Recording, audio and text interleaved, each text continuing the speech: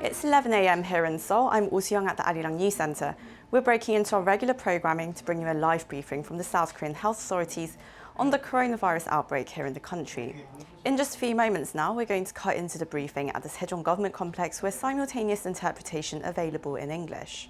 So we're going to take you right into the briefing room where Yoon Tae-ho, Director General of Public Health Policy, will be sharing the latest figures and updates on the COVID-19 situation in Korea. So we're going to go straight into the briefing room now.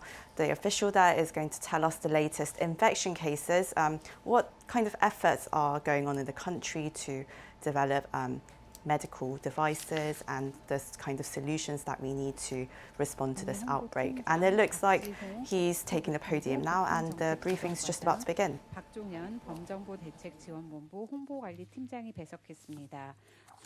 We also have sign language translation available. Here is Mr. Yoon Tae-ho on the briefing on the coronavirus outbreak here in the country. Let us now begin our regular briefing for April 17th, Friday. As of today midnight, we have a total of 2,576 people in quarantine. A total of 7,829 have been discharged, and the death toll stands at 230. We had 22 new cases, and 72 more people were discharged following full recovery, and unfortunately, we had one more fatality. I send my deepest condolences to those who have passed away and the bereaved families.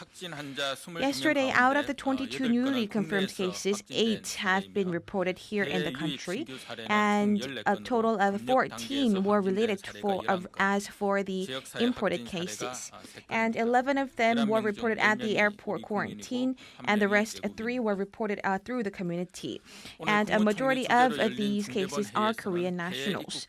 And Prime Minister Chung Se-kyun convened a KCC meeting this morning, during which he touched upon issues including the future plans for the online classes for the schools.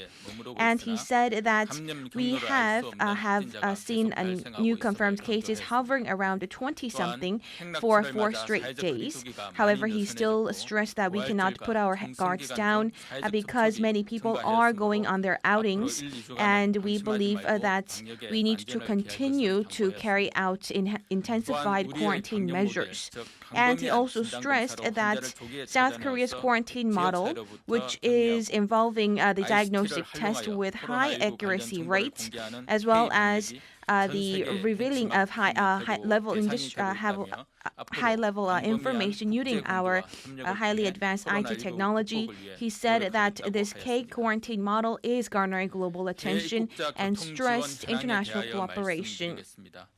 And this is the transportation support for those who are coming into Korea from overseas. And as of April 1st, we have been intensifying the quarantine measures for inbound travelers, including the mandatory 14 days of quarantine. And the government has established a pan-government task force, and we have intensified our quarantine measures for all of the inbound travelers. And we set up walk-through screening centers at the airports. And we also set up our life treatment centers for those with light symptoms. And also we put in place a cancellation of the visa waivers. And the number of inbound travelers are decreasing consistently from 7,000 of late last month to about 3,000 this month. And the government is also providing transportation support for the inbound travelers in order to further curb any community transfer of the disease.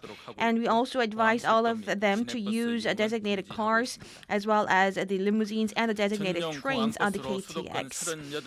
And the limousines also move to about 3 dozen of the transportation hotspots throughout the nation. And the local municipalities are also providing further support for them to their respective homes. And we also have designated taxis. And starting from today, we will also accommodate these travelers to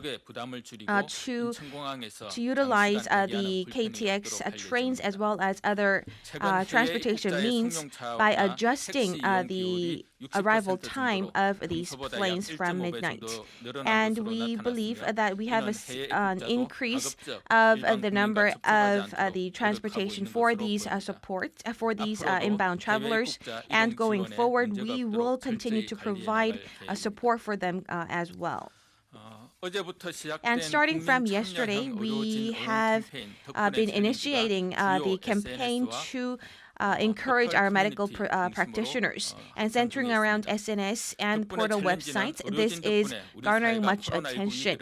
And this challenge is aiming to support and provide respect to the medical practitioners to show that the public shows high respect for their efforts and dedications made to battle the virus. And right now, a lot of the public have raised creative ideas and have took part in the campaign, and many medical practitioners are also replying back to these messages as well. And this is a sign language for the word of pride. And this is the image. If you take out your thumb and you put it in front of your chest and you smile just like this. And even as we speak right now, there are 2,576 people who are being treated at hospitals as well as live treatment centers. And there are many medical practitioners who are working at the front lines.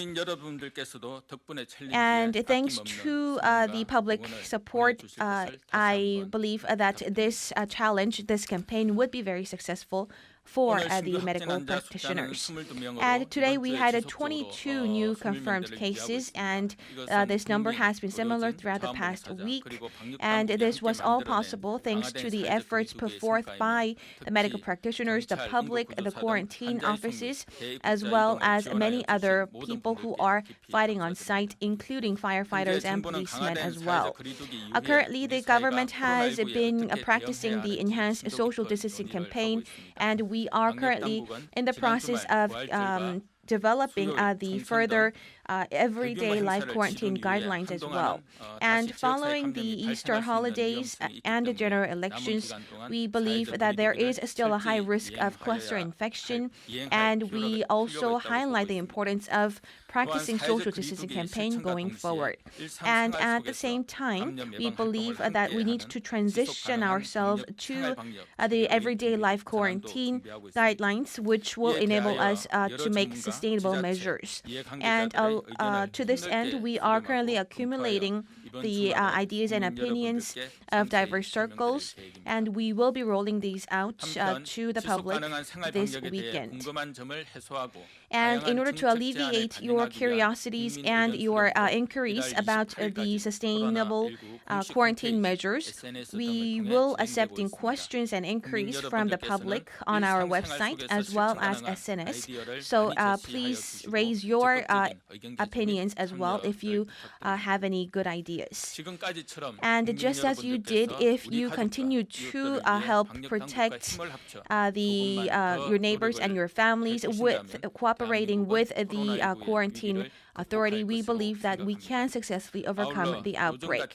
Furthermore, as we have a high difference in the temperature, we believe that there are many high possibilities of you having flu-like symptoms. If you have fever or respiratory symptoms, do not go to work and take a good rest at home for 3 to 4 days and cancel all unnecessary meetings and outings.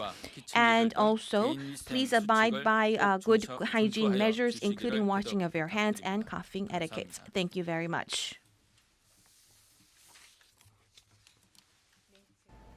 That was a live briefing from South Korean health authorities. You just heard that, updating us on the COVID-19 situation here in the country.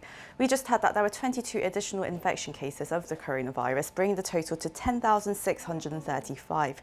Unfortunately, there was one more death, bringing the total deaths total to 230. That concludes our coverage of this morning's briefing. We'll be back in just a short while at 12 p.m. Korea time with our regular midday news. Goodbye for now.